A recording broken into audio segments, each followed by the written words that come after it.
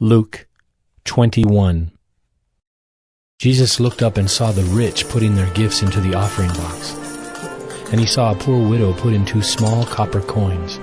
And he said, "Truly I tell you, this poor widow has put in more than all of them, for they all contributed out of their abundance.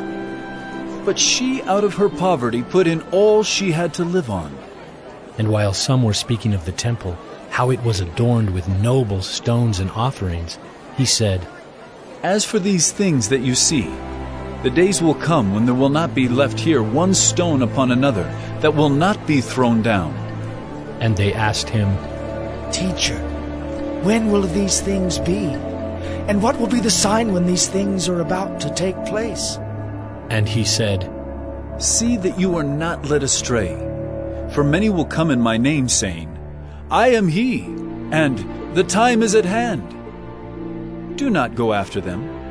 And when you hear of wars and tumults, do not be terrified, for these things must first take place, but the end will not be at once." Then he said to them, "Nation will rise against nation, and kingdom against kingdom. There will be great earthquakes, and in various places famines and pestilences. And there will be terrors and great signs from heaven. But before all this, they will lay their hands on you and persecute you, delivering you up to the synagogues and prisons, and you will be brought before kings and governors for my name's sake. This will be your opportunity to bear witness. Settle it therefore in your minds, not to meditate beforehand how to answer. For I will give you a mouth and wisdom, which none of your adversaries will be able to withstand or contradict. You will be delivered up even by parents and brothers and relatives and friends, and some of you they will put to death. You will be hated by all for my name's sake, but not a hair of your head will perish. By your endurance you will gain your lives.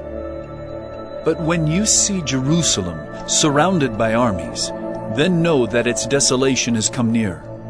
Then let those who are in Judea flee to the mountains, and let those who are inside the city depart, and let not those who are out in the country enter it. For these are days of vengeance, to fulfill all that is written.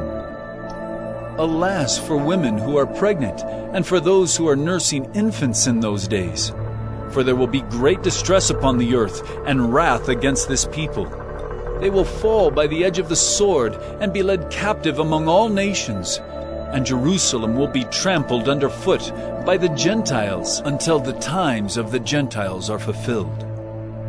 And there will be signs in sun and moon and stars, and on the earth distress of nations and perplexity, because of the roaring of the sea and the waves. People fainting with fear and with foreboding of what is coming on the world. For the powers of the heavens will be shaken. And then they will see the Son of Man coming in a cloud with power and great glory. Now when these things begin to take place, straighten up and raise your heads, because your redemption is drawing near." And he told them a parable. "Look at the fig tree and all the trees. As soon as they come out in leaf, you see for yourselves and know that the summer is already near. So also, when you see these things taking place, you know that the kingdom of God is near. Truly I say to you, this generation will not pass away until all has taken place. Heaven and earth will pass away, but my words will not pass away. But watch yourselves, lest your hearts be weighed down with dissipation and drunkenness and cares of this life, and that day come upon you suddenly like a trap. For it will come upon all who dwell on the face of the whole earth. But stay awake at all times, praying that you may have strength to escape all these things that are going to take place, and to stand before the Son of Man." And every day he was teaching in the temple, but at night he went out and lodged on the mount called Olivet. And early in the morning all the people came to him in the temple to hear him